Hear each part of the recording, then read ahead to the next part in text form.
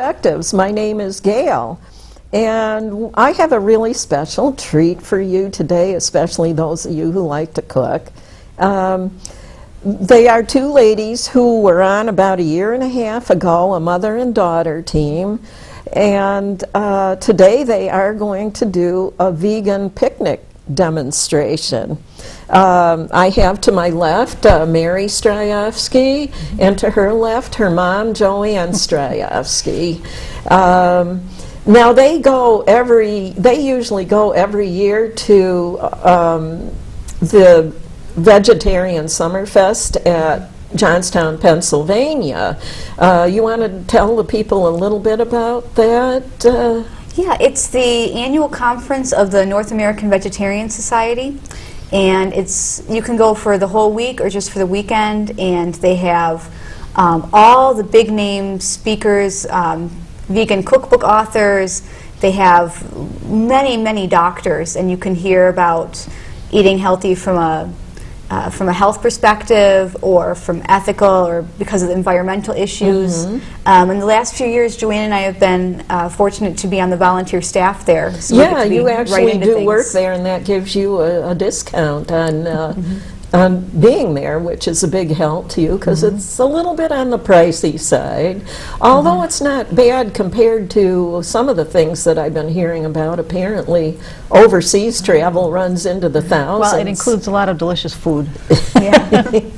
Oh yeah. Well, the Vegan Summerfest, yeah, that includes not only accommodations, a place to stay, but great everything that you eat, and you get to see you get to see and meet world famous researchers. Yeah, oftentimes they sit at your lunch table. Yeah, so last year we ate lunch with Dr. Milton Mills, who was in that new documentary that I've lost the name of it now.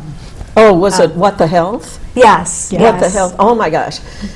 Those of you at home, if you get a chance to watch What the Health, please do. It has a lot of the most famous researchers, the ones that will really tell you the truth, the things you will not hear from your doctor, probably. You can catch it on both Netflix and YouTube, I've heard. Or you can buy the DVD, but anyways, Mary and Joanne always come back from Summerfest every year with new T-shirts. And today, Mary's wearing something about the People's Republic of Kale. Yes, People's Republic of Kale. It's not technically a vegan shirt. It's from a scavenger hunt, but I love kale, and I could eat it several times every day, so it feels very fitting for me. Oh, good. And then Joanne is wearing, you got that at the Vegetarian Summerfest, right? Okay, let's show everybody what it says. Do you want to stand up? I guess you will have to stand up. Compassion, nonviolence, for the people, for the planet, for the animals. Yeah, and then it has a whole bunch of stuff on the back. Feed the hungry, stand up for human rights, prevent diet-related disease, be kind to animals, stop animal exploitation, save 100 animals every year, save an acre of trees per year, end animal deforestation, end grazing on public land, protect wild animals, return wild lands to nature, stop species extinction, stop waste for resources, help end corporate rule, make the world a better place.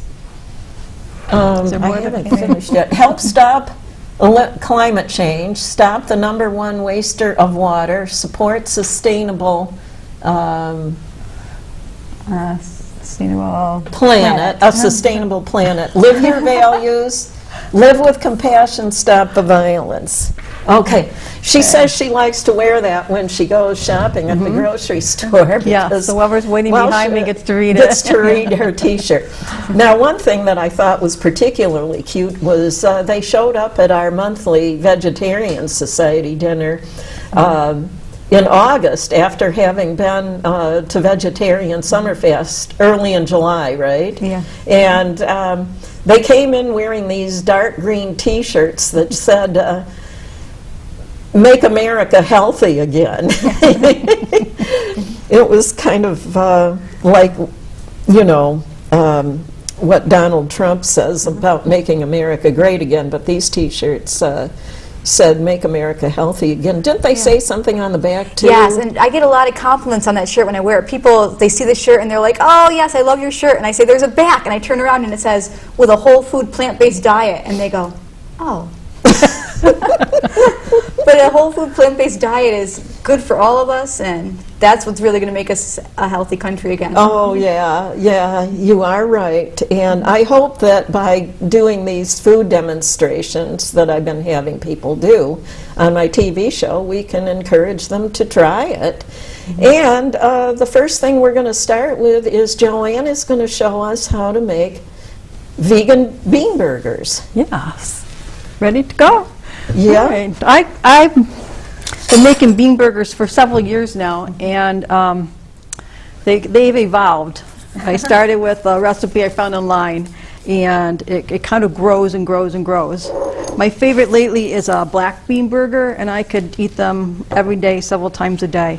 I also like to make Italian sausage burger, and I use a white bean, the cannellini beans. I usually get the organic beans, because you would be surprised at the number of additional ingredients are in a can of beans. Oh, yeah. Yeah. So when I do a cannellini bean, I add Italian spices, I add fennel, I add sun-dried tomatoes, sometimes some chopped peppers. So that makes it an Italian burger. So today we're going to make a black bean burger, and hopefully my can opener will work. Sometimes it's tricky. And I used to... Now, by the Italian sausage, you mean a vegan version of Italian A vegan sausage? version, yes. And boy, the house smells like Italian Italian sausage. sausage when you cook it, yeah.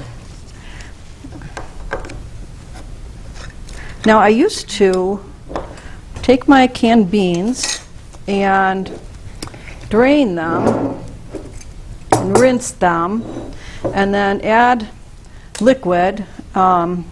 And instead of an egg to bind things, I would add some kind of binder.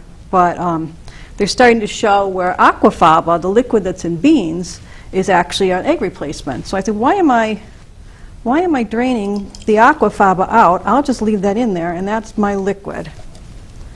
So there are my black beans, and I am going to mash them. I mash them with a Potato masher. potato masher, yeah. It's a nice vintage one. Yeah. Yeah, I've got something like that too at home. Get them good and mushy. Now, I don't like my bean burgers mushy. So I add some kind of texture. I always, is that loud, isn't it?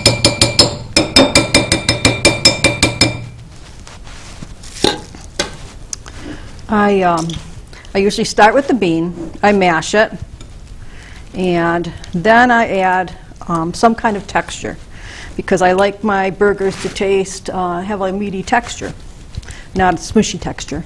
So I used to use TVP, textured vegetable protein, which is really great, but right now we're working with my daughter Mary has some food allergies, and we're trialing not eating soy, which has really been difficult because I love TVP and tofu and Bragg's liquid aminos, and those all come from soy. Well, you can use it when she's not home for a visit. Yeah, the trouble is I like to, put the extras in the freezer, be able to pull them out, and I have to really be careful what I label so that she won't eat something that she shouldn't by accident. So those are oats, are they? Yeah, so instead of the TVP, to give it some kind of like a chew, I put in about a cup of oats. Now these are Trader Joe's oats, and I use those, and there's another brand I've used because they're gluten-free oats. So if you have someone who you're cooking for who needs a gluten-free diet. So all oats are not gluten-free then? No, it has to do with the way they processed. Mary, you can tell them a little bit about that. Oats and wheat are usually grown on the same fields, so alternating years. Oh, I see. Some wheat could still get in with the oats. Oh, I see. Okay. So if you're using TVP or oats, that's the first thing I mix in because the liquid is in there now and I want the oats to have a chance to soften up. So, and if you're using TVP, it needs to, what do you call that, soak up the water, reconstitute, it needs to reconstitute. So there I've got my, I don't know if you can see that, I've got my beans, my oats, or it would be TVP. And this is when I add my seasonings. So I'm going to add, I've got some garlic powder, onion powder, about a teaspoon of each, and just put in the seasonings that you like best. I've got, this is a mixture of thyme, sage, and savory. Because my very first meatless burger recipe was a chickpea cutlet, and it used poultry seasoning. And that poultry seasoning taste made it taste so meaty. And I'm thinking, oh, that's what it is that you put on chicken, and that's the flavor that you remember.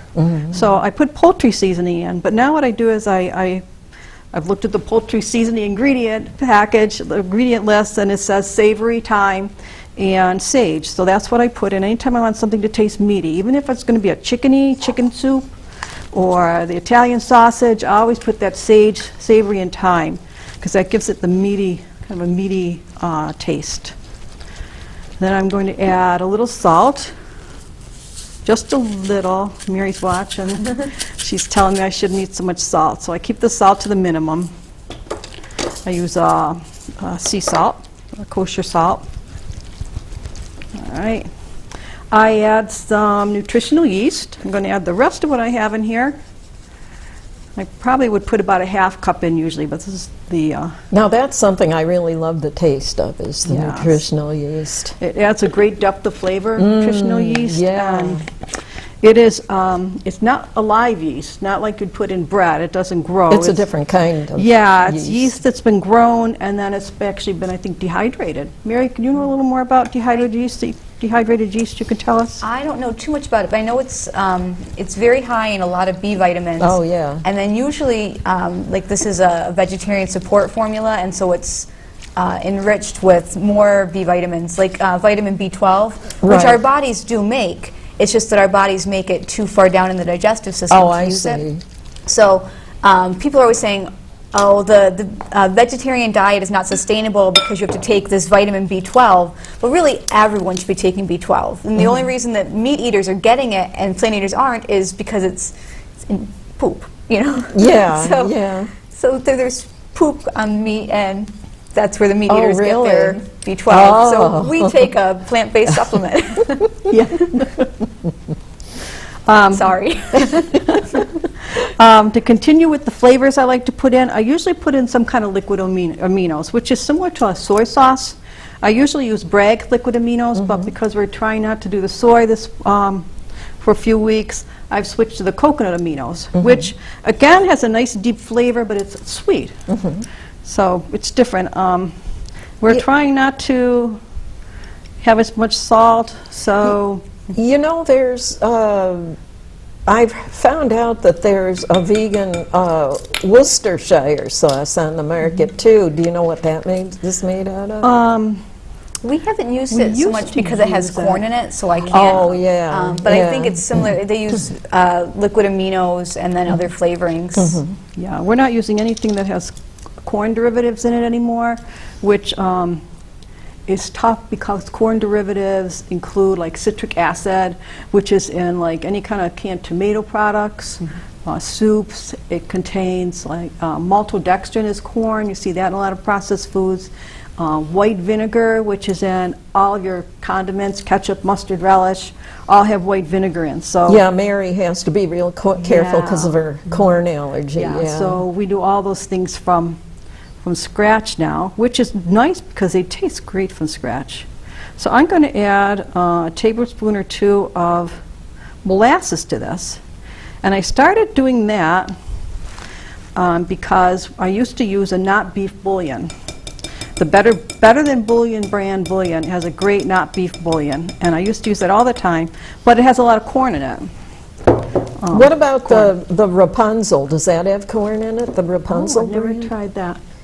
I don't know. Because we like the way that makes food taste, the Rapunzel I'm brand. gonna check I that can't out. remember. I haven't looked at the list of ingredients on it recently. Yeah, you know, if there's something you can't eat or something that you'd like to make yourself because so you don't have as much salt or as many additives, just take a look at those ingredients. I'm very good at reading ingredient lists now, but I've seen that molasses is in a lot of the beef bouillon, vegetable bouillon, molasses or corn syrup solids, and I don't want corn syrup solids. I don't want high fructose corn syrup. Even if you weren't corn allergic, I still would not want them. So we're tending to make our own. But that's how we find out what flavors are in things, what spices are in an item, like what's in ketchup, you know, what is it that you're tasting that you like. And those are the things you're going to put into season. So usually I pick a bean, I mash it, I pick something for texture, some kind of grain. I could use, I could do white beans and like quinoa or millet and like some Old Bay seasoning. It would make a great, tasting like a crab cake. I use the Italian flavorings for Italian sausage. And I'm going to add some more texture and some great veggies. So I'm putting in onions. And I love onions. One reason because they are like the top vegetable for fighting cancer. The allium family. Oh, yes. Onions yes. and garlic are like top for fighting any kind of cancer. So I try to eat onions and garlic every day. I've found out in recent years, you know how you always hear that broccoli is a really good anti-cancer food, but I have found out in recent years that that the sprouted broccoli seeds Are very powerful. are 100% have 100% more cancer prevention than The number one family would be the allium, onion, garlic, shallots. Number two is cruciferous. So every day you should eat something from the allium family, something from the cruciferous family, like broccoli, cauliflower, kale, cabbage. And if you can do broccoli sprouts, that is the best. And they're Yeah. so easy to grow your own. right on your kitchen counter. Yes, Another great anti-cancer vegetable is mushrooms. yes. Those are especially good for breast cancer. Yes. White mushrooms. And I put the mushrooms in my burgers because it adds that kind of chewy texture. A lot of people say, oh, I hate the way a mushroom feels in my mouth. But in a bean burger, you're not really going to notice that. But it does give you a different texture. So it's kind of like a crumbly, meaty texture instead of just mushy bean. Okay, got those in there. And then I usually add some kind of vegetable. The ones I brought to sample today actually have a grated carrot, but my favorite Is beets? is beets, yeah. A beet black bean burger is like Can I the just- best. Sneak a little there. Those are raw, I love probably, right? I love picking up, yeah, I love grating the beets and then or cutting them up with a knife, and I have to go show my husband, he's here in the studio, and I'll come out with the knife out of the kitchen, and my hands are all red, and I said, Arnie, I think I need a trip down to the emergency room, but he never flinches, he knows I'm just kidding. All right, so veggies. I'm also going to add in something to bind them. So in this one, I usually put in a little bit of arrowroot. Is that arrowroot there? Yeah, that's arrowroot. Some people could use cornstarch, but we don't do the corn. Yeah, some people use something called egg replacer. Yeah. I think arrowroot is one of the ingredients in yeah. it, though. Then I add a little flour. So I'm going to add a little millet flour. Yeah, that Bob's Red Mill Company has a lot of really nice things to choose from. Yeah, and that adds another grain. And I add a little garbanzo flour, which Oh, is very garbanzo versatile. flour. Yeah, so that's Yeah, another- there's this restaurant called Taste of India over in Jamestown, and they have cauliflower. On their part of the menu for appetizers, cauliflower that's been breaded with garbanzo beans. It's very good. I've I had make that there. all the time at Oh, home and that eat is it. so good. Ann Dinsha, in one of her recipe books, has a recipe for her variation of that, too. She calls it cauliflower poppers. Oh, that's what I call them, cauliflower really? poppers. Yeah. I love to make like a stir fry and an orange sauce and put the orange sauce over the cauliflower poppers. They're my favorite junk food. Yeah. That it's nice and red and Well, I red and always, black. when I go to that restaurant, I always order their breaded cauliflower with the garbanzo bean flour. That is good.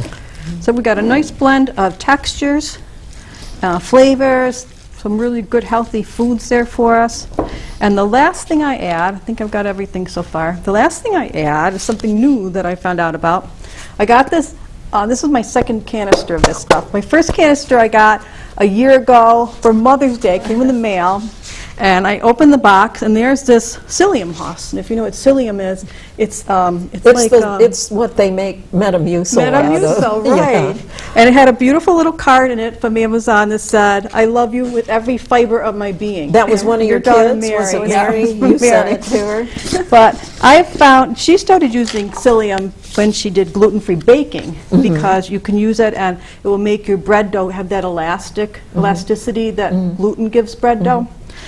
But I started using it in my bean burgers because it holds the things together. So Well, I you put know- about a half cup of psyllium, which is a lot of fiber. These are very packed with fiber. Ann Watkins uses it in, she has this raw peach pie she makes when the local peaches get ripe. She brings it occasionally to one of our dinners. And it's a raw peach pie, and that's what she uses for a thickener in the filling for the peaches. It gets like a gel. Yeah. And she makes a raw crust made out of nuts and dates. So There's it our is the basic best. dough here. I've got to tell you, it's the best peach pie I have ever had.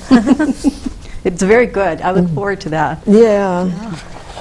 So there's our bean burger batter, and usually I would let that set for 20 minutes or so before I make the batter, before I make the patties. And I probably won't use it today. This is my favorite press. I got this at a rummage sale or something. It's Really? a vintage press. Maybe I could. No, I don't think. I think it'll be a little messy to try. They don't make those anymore? It's very hard to find them. I've been looking for another one like it. It makes a nice, good-sized burger. Uh-huh. But lately, I've been doing just plain old ice cream scoop. Oh. And so I line my cookie sheet with parchment. I just take a scoop of it. That's about the amount that you usually Yeah, it makes use? like a slider, I Uh-huh. should say. I take that, I line the cookie sheet with those little mounds, and then I take another piece of parchment, and I just go down the line. I think I see my beets all over my fingernails there. Yeah, I that just press it parchment down, paper is a really And maybe I'll handy have thing. to round this one out a little bit. Makes a nice round burger. And I'll bake those in the oven for about 20 minutes, and then I'll come back and I'll flip them over for another about 10 minutes. And they make a great burger. Then I can freeze them in a bag for, makes about, I'd say about a dozen and a half. A dozen and a Yeah. half? Sliders. Yes. Okay. And the onion, the mushroom, and the beets keep them from drying out, which is great. Let's see. I'm going to show you. These are keeping warm in here. Finished Oh, ones. yeah, she Now brought these are some finished ones to show. these are ones made with carrots. They don't have that beautiful red look. Oh, okay. You want one that's it's like a there we go. If you want one that's like yeah. Don't they look delicious? Yeah, those are carrots, like I said, instead of the beets, but they're still pretty tasty. So they turn out more reddish looking with the beets. yeah, then. they do. They look more like a real hamburger. Is the taste different much or not between the two? Yeah, I like the taste of the beet best. Yeah, Okay. yeah, but I didn't have beets. I'm always inspired when I see beets, and usually it's from the size of the greens that come on the beets. Oh. Because the first thing we do is get home and we cut those greens off, and we have a wilted beet green sandwich. It's our favorite. Oh. So we've got homemade Beet greens ketchup. are good. Yeah. This is just a simple syrup of sugar and water, and then some ginger and salt. and apple cider vinegar. So we got And our tomato paste. yeah. This is not a Is it, what kind of sugar do you use? the organic. The organic, the less refined, is Yeah. it? Got a something stuck in Yeah, my- because I know you can use evaporated cane juice crystals. Yeah, that's probably what you use. Yeah, so I use just like tomato paste or tomato sauce with some ginger, vinegar, water, salt, and that makes a nice ketchup. And you have homemade pickles with you. Yeah, I usually do a homemade mustard, but Mary got me this corn-free Oh, mustard. where'd you get that? Vitacost. Vitacost? I live in the middle of nowhere, so I buy a lot of groceries through Vitacost. Oh, that's a mail order company? Yeah. Oh, okay. This is a homemade zucchini relish, which again, I just start with a simple syrup and I add some mustard seed, a little turmeric. You see the yellow in there? Turmeric is a great thing to add to your diet. And I could put some chopped onion on there, some tomato slice. Yeah, I guess turmeric mixed with ginger and black pepper is supposed to help cause tumors to shrink. Yeah, turmeric is great for everything. And one of the most active compounds in it is curcumin, and a lot of people take it as a supplement, but it's much better if you can take it as a whole turmeric. And if you add black pepper, it increases the bioavailability of the curcumin, so your body absorbs more of it. I'm going to put this last burger back in there. When we get home, we're going to bake those. Oh, and yeah. we are bringing them to the Vegetarian Society meeting Oh, tomorrow. for tomorrow. Yes, we Yeah. are. We are recording this episode of my TV show. Unfortunately, you won't be seeing it before Mother's Day, but we're recording it the Saturday of the Mother's Day weekend, and we'll be having our dinner on Mother's Day. And we're going to have a pretty good turnout. I'm surprised at how many Oh, people good. have said they were coming. I thought maybe not too many people would come because they'd have special plans with their families and so forth, but apparently they consider this a good way to celebrate Yeah. Mother's Day. Well, will you be bringing your I'm going to be spring- bringing my vegan sushi served on a turquoise platter on a bed of watercress, and then have it surrounded by purple violets that I pick out in the woods, and on a turquoise platter. I couldn't find my picture of it. I was going to have Chris show it on TV, but this is what I always bring for the May dinner, because that's when the violets are available, and everybody seems to really like I it. look forward to it beautiful. every year. I take a picture And of it's it every year. beautiful 'cause to it's look so at, pretty. too. I didn't realize when I first came up with the idea, until I had it all made up on the table, that I had accidentally created a work of art as, It as is well. beautiful. Yeah. Last year you wore a violet-covered top. I have a nice picture of you with the Yeah, violet-covered top. Yeah, it went with the violets, and the violets are edible, by the way. The violets and the watercress that the sushi sit on top of are edible. So, and it usually all gets eaten up too. So, Okay, so that's our bean burgers. Like I said, So- you pick your favorite bean, your favorite flavors, add some texture, and just bake them. Experiment with it. So I'll turn this over to Mary now. yeah, Mary's going to show us how to make a kale salad. So I know a lot of people are kale phobic, and I used to, before I was vegetarian, kale was kind of the punchline to a joke, but boy, I started eating it and I just got hooked. So when I started eating kale, I ate it cooked, because a lot of people have trouble with the texture. It's not like lettuce, it's a heartier texture. So I used to eat it cooked, and then I learned that you can massage kale, and now I eat kale salads all the time. So I'm just And going what at does it. massaging it do? So let me grab a leaf here. So you can see on the kale that it's so stiff. It's not like a soft lettuce. So first I just rip it off the stems. So it's very fast and easy. And I'm just going to tear it into bite-sized pieces and throw it in the bowl. And so it's so stiff, but then once you're rough with it and you kind of rip it up and tear it, once I've got a bowl full, I'll show you massaging it. So this is, I usually, this is like a single serving bowl for me for kale salad. I usually, if I'm making this salad to bring to a group, I'll use a much bigger bowl. I eat kale salad pretty much every day because, like I said, I'm hooked. And then you just can't go back to lettuce after that. Lettuce tastes so wimpy. All right. I'm just going to very quickly fill this bowl with some more. Yeah, Carl bite-sized kale. has planted some kale in our garden this year for the first time. So I had a friend who planted it for the first time last year, and she did not realize how much kale her plants were going to make. And so by the end of July, her family was sick of it, which worked out really well for me because she let me come over once a week and pick as much as I wanted. Oh, yeah. And I'd fill my refrigerator with kale, and I would eat it all down. I dehydrated some for smoothies. I made kale chips. My freezer is still full of some kale pesto. Yeah, so you don't have to be gentle when you're making a kale salad. You can just rough it up, rip it to shreds. And kale does not mind being Do you need a bigger handled bowl, roughly. Mary? Do you have a bigger bowl? I do. Otherwise I can just, there we go. I thought this bowl would be see-through and it'd be pretty, but it doesn't make sense if you can't eat a lot of kale. All right.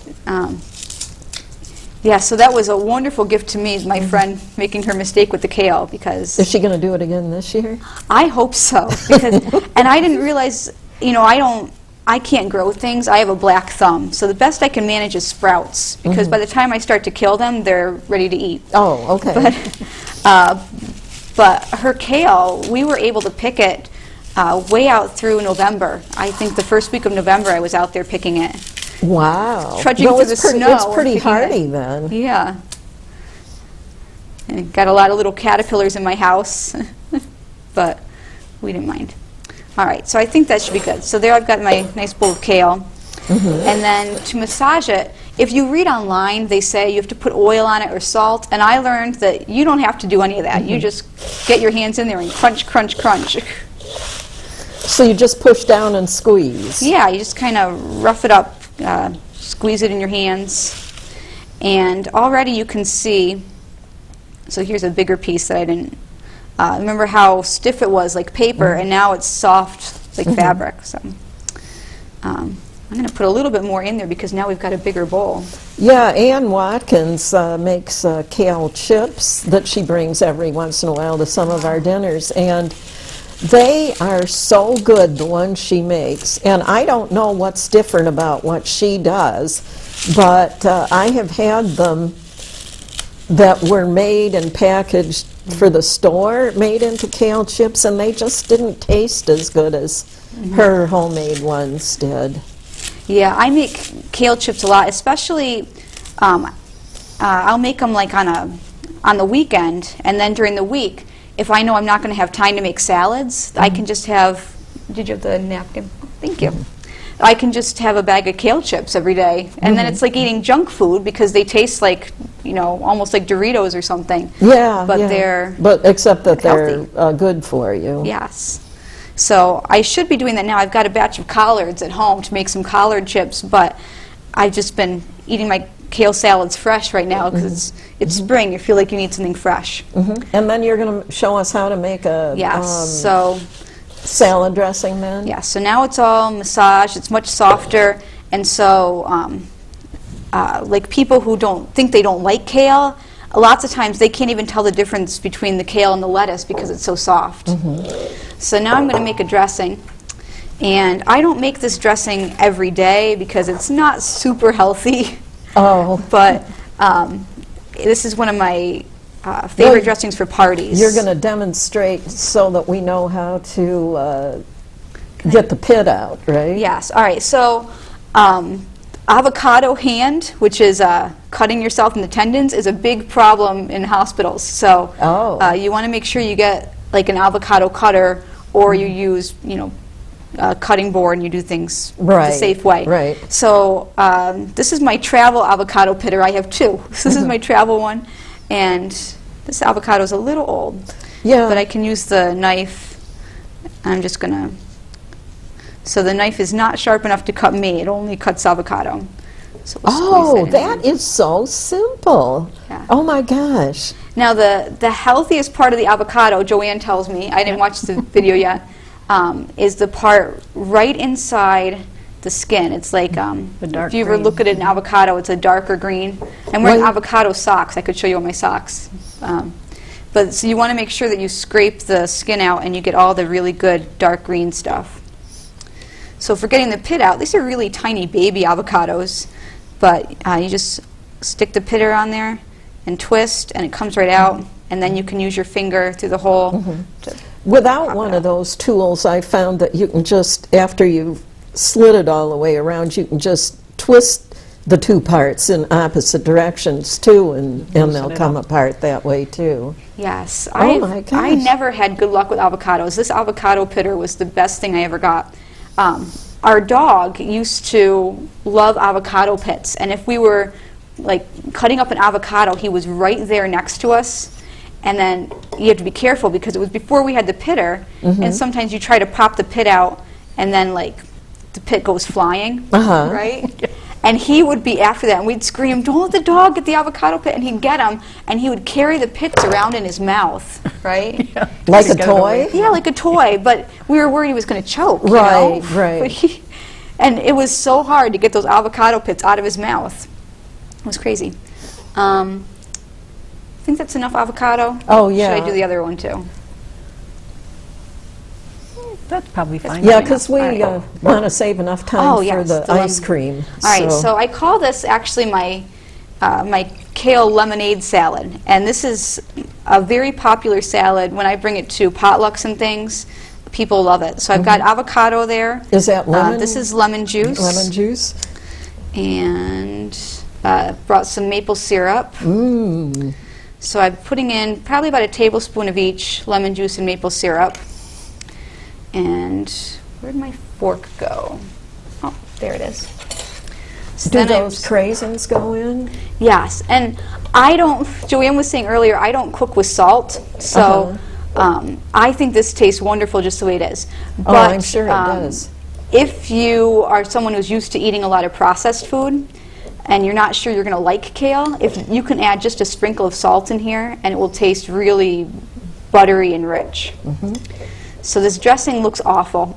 It always looks like greenish brown. But I'm just going to pour it right onto my kale salad.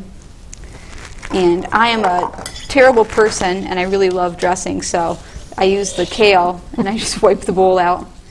It's good to show them the real, this is Well, how you real know- people cook. You know, Get every bit of dressing. as long as you're not doing it to serve in a restaurant or something, it's Yeah. okay if you use your, if you do things like that, or you stick your fingers into Yeah. the food. Yeah, and you really do, I'm going to massage this right onto the dressing, and it's what's going to, and everything will get evenly coated, and it will soften the kale up even more. So you kind of mush the avocado. And this So make sure you've got salad, really nice, clean hands. I think it's I don't know if it's a lemon juice in it or what, but you can make this salad in a big batch and eat it for days, and the kale doesn't wilt. It doesn't wilt. No, it stays very as fresh as the day you made it. Huh. So you have some other ingredients you're going to throw in there. Yeah, then. so now I've got the dressing all on there, and my hands are all nicely sticky. All right, so you can put any kind of fresh berry on here is delicious. I get blueberries out of my freezer. Because I was traveling so far this morning, oh, sorry. I'm sorry. So because I was traveling so far this morning, I didn't bring berries, so I just brought some craisins. There's no corn in there then. No, but there is some sugar and some oil on Yeah. craisins, so they're just for special treats. I'll Yeah. shake some of them on there. And then we've got some, any kind of nuts or seed tastes really good on here, so I brought a few walnuts. And then I've got a little bit of flaxseed because you don't really taste it in this, and anytime you can add flaxseed, ground flaxseed to your meals, it's going to be healthier. All right, so there we go. Then we can just I'm going to put some next to that. mix it all up. next to the, on our picnic plate. Yeah. There we go. There we go. Okay, now, one of these ladies is going to show us how to make a vegan ice cream out of, so I'm going to have to trade places with her. You're the one that's going to do it, right? Yeah, do you want to Okay. come over and help Mom, too? Yep. Okay, so we have to be very careful not to trip over each other's cords. I'll let them through because they're going to demonstrate how to make vegan ice cream out of frozen bananas. Yes. And So I while guess Mary's you- setting up the ice cream there, I'm just going to show you a summer drink that we like to do. We call it sparkle juice. Sparkle juice. And so we take some kind of juice, and this was from Aldi's. This is it's got pomegranate, tart cherry, red grape, purple carrot, cranberry, and blueberry. So it's a nice, rich, thick juice, and we pour some of that into a cup. And do you have your maple syrup? Oh, yeah. It's, yes, one of those containers. We also there. make maple soda. So we take a little maple. And sometimes a Probably too little much. homemade hemp milk. Yeah. Make it a maple cream soda. And we add just plain sparkling water. And then you've got no additional refined sugars. And you've got like soda pop. There's sparkle juice. And there is maple soda. That one we'll probably want to stir a little bit. All right, so the... Nice and sweet. Oh, yeah. All right, so the banana ice cream, I work in a school, so we're always, you know, for contests for the kids, we're always doing things like a pizza party or win a cupcake party. So I do win a banana ice cream party, and I bring my machine right into the classroom, and we make this for the kids. But it's fun for anyone. And you can also make banana ice cream just in a food processor or blender and add a little non-dairy milk. But with this machine, it comes out just like a soft serve. So we've got bananas that we froze, and then you take them out of the freezer about 15 minutes before you want to use them. And this is going to be a little noisy, so I'll put my cup right under there. And it's going to come out just like soft serve ice cream.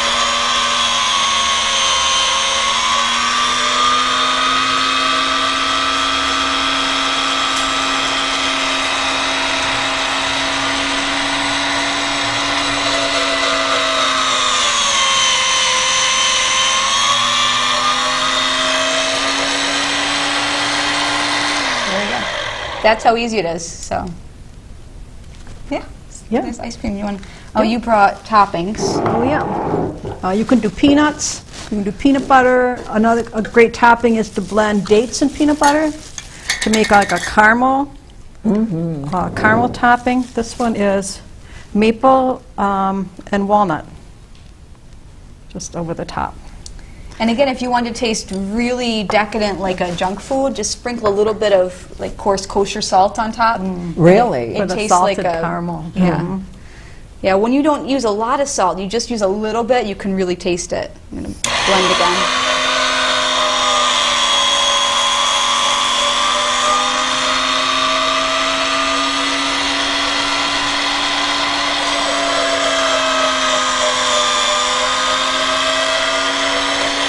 Where'd my spoon go? Those of you watching at home have probably already figured out that the crew here at the studio is getting treated for lunch today. Should we make one more thing of ice cream? Yeah, did you want to try some with the blueberries in? Oh, yeah. Some blueberries? Oh, where are they? Oh, they're back in the bag. I don't think I've ever tried blueberry before, but I've done cherry a lot.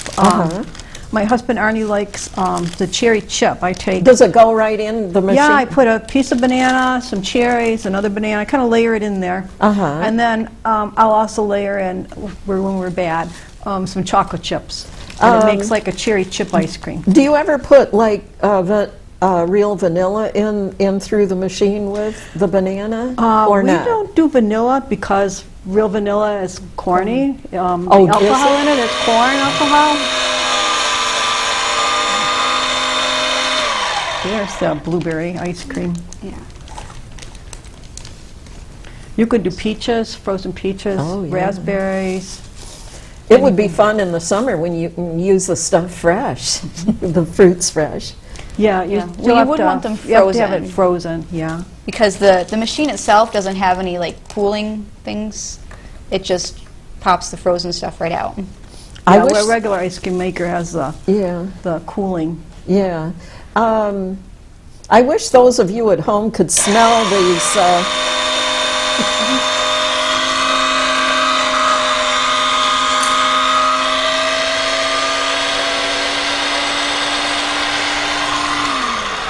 I wish those of you at home could smell these bean burgers. I'm sitting right next to them now, and boy, do they ever smell good. Yeah.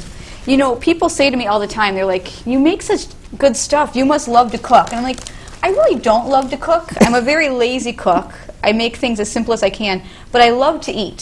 So if you love to eat, you have to cook. Yes, you do. All right, we'll make a little bit more here.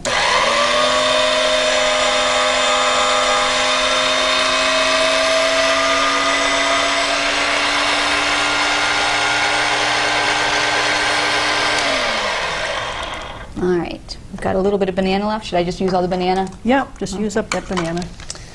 Yeah, go ahead. Sure, let's. Oh, okay.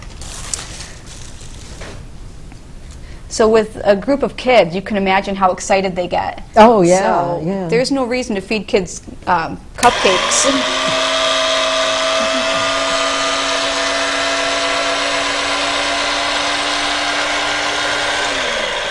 Well, actually, I have a recipe book that my brother gave me one year for Christmas.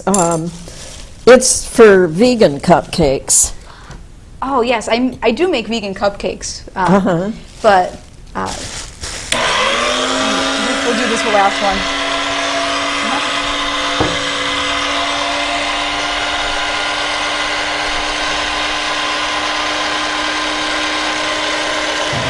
Yeah, it is definitely possible to make all kinds of delicious vegan cupcakes and things. When you're doing them for a party for school, there's so many kids, and it can get expensive too. Oh, to yeah. get the nice Yeah. healthy ingredients, you know, gluten-free oats, and my cupcakes use dates instead of sugar. But with a banana ice cream, we're talking like maybe it was $1 to feed a whole classroom full of kids. So nice. Well, if you're all through with your recipes that you were going to make, we could have, we've got almost 10 minutes left. We could have Chris show those pictures that you brought in of meals, other meals that you've prepared. Sure. Oh, so that was my birthday cake this year. So definitely not healthy. A great example of how whole food eating can still have some treats in it. Although I don't think there was any sugar in that. It was sweetened with dates. Oh, no, there is some sugar. Yeah, the cake is a carob cake made with millet and garbanzo flours, sweetened with dates. And then it was, it's like a pecan coconut frosting that does have sugar in. That Did you boiled bring that to frosting. one of our dinners one time? It looks like I think so. It's something very that you rich brought and one time. coconutty, And it was very decadent. I mean, yeah. you know, you really felt like Yeah. you were cheating on your diet. It's a special occasion. Yeah, and you can see our homemade hemp milk in the background there. Oh, We okay. make all our own non-dairy milk because it's so easy. Uh-huh. All right, next picture. Let's see what we've got there. Oh, this is another one of yours, yeah. Is that pancakes? Those are pizzelles, which are an Italian cookie. They're made in a pizzelle iron, like a waffle iron. Oh. And they're pretty easy to make. You just need a special iron. But they are better gluten-free. They're one of the few things I think that are easier to make and taste better gluten-free. And that's some chocolate dip that I make with black beans and carob and dates. Oh, okay, so there's actually no chocolate in it. It's carob and dates and... Yeah, although and- you could make it with chocolate. I can't eat chocolate, so I make it with carob powder. Yeah, But you could easily do it with chocolate powder and dates. Yeah. Oh, there's our son Tom. And this we didn't make ourselves. But this, when we go to a new city or someplace and we're eating out, we don't eat out too many places because of worried about corn, but we can go to Ethiopian restaurants. And that is a gluten-free injera bread, and on top you find the gomens, which there's one made out of collards there and one made out of spinach. And then there's cabbage and carrots. There's all the foods you'd love to eat if you're whole foods plant-based. Yeah, it's lots of beans and greens. We've got some yellow split peas, lots of lentils there. Yeah, I was remembering the other day that, remember we were talking about G-Bomb when you were on Yeah. before from Dr. Furman? Yeah. Greens, beans, onions, mushrooms, and Berries, probably. berries. I remember that day we couldn't remember, but it would have to be berries because berries are on the top of the list of, Yeah. right on in the list of the most anti-cancer Right. foods. Things you should eat every day. Okay. That's yours. Oh, yeah, I think that was, those in the back there you see a falafel patty. Uh-huh. It was a falafel salad, and that has a falafel that's made with their garbanzo flour. The recipe's right on the bag. It's very simple. Garbanzo flour and baked or pan-fried with no oil. There's a tzatziki sauce, which was a vegan cucumber sauce. And to the left there, that brownish, is a baba ganoush, which is roasted eggplant that you season with garlic, and then you blend so smooth. So And that's it kind looks of like a Greek tomatoes, dinner. Yeah, tomatoes and cucumbers, lettuce, bed of lettuce, tomatoes, cucumbers, falafel, tzatziki, and baba ganoush. So that's a nice Greek kind of dinner. Okay. A vegan Greek dinner. Yeah. Oh, that's pad thai. Do you want to tell me about No, you pad can tell thai? about the pad thai. Pad thai, we use rice noodles, which is kind of a treat because there's not a lot of flavor to them. So we don't eat them too often. But rice noodles, and then we've got like a peanut butter Thai sauce. So it's soy sauce, either sugar or maple, apple cider vinegar, ginger, and a little cayenne pepper makes a Thai sauce. Some peanut butter, too. Did I say Yeah. peanut butter? Yeah, peanut butter. And Dinshaw is then- allergic to peanuts. Oh, that's too bad. Yeah. So then we chop peanuts and we squeeze a little lemon on top, and that's a wonderful dinner that you can easily make at home. Those cubes are tofu cubes. Oh, they look like they are too. And they're just pan-fried, no oil. We don't put any oil in anything we cook. Pizza. Looks We really like good. to bake pizza.